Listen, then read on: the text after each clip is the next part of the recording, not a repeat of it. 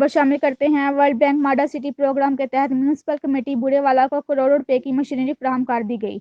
شہر کی سڑکوں کی تعمیر اور اسٹریٹ لائٹس کے لیے بھی 1 ارب 20 کروڑ کی گرانٹ بھی جاری۔ ڈپٹی کمشنر بہاری سید آصف حسین شاہ نے مسلم لیگ نون کے اراکین پارلیمنٹ چودھری فقیر محمد ارائیں، سردار خالد محمود ڈوگر، سابق ارکان اسمبلی، سول سوسائٹی، انجمن تاجران، الکریم ڈیولپرز، لیگی کونسلرز، عہدیداران اور نمائندہ شہریوں کے ہمراہ صفائی اور نکاسی آب کے لیے ملنے والی جدید مشینری کا افتتاح کر دیا۔ اس سلسلے میں افتتاحی تقریب بلدیہ کالونی میں منعقد ہوئی، جس کے مہمان خصوصی ڈپٹی کمشنر بہاری سید آصف حسین شاہ تھے۔ اسسٹنٹ کمشنر عبدالباسط صدیقی تقریب سے خطاب کرتے ہوئے ڈپٹی کمشنر بہاری سید آصف حسین شاہ نے کہا کہ ورلڈ بینک پروگرام کے تحت میونسپل کمیٹی کو صفائی اور نکاسی آب کے لیے 13.5 کروڑ روپے کی جدید مشینری، جس میں 18 ٹریکٹر،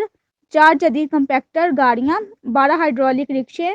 3 پک اپ وینز اور 400 سے زائد چھوٹے بڑے کنٹینرز کی فراہمی کے علاوہ شہر کی تمام سڑکوں کی تعمیر اور اسٹریٹ لائٹس کے لیے 1 ارب 20 کروڑ سے زائد کی گرانٹ بھی جاری ہو چکی ہے،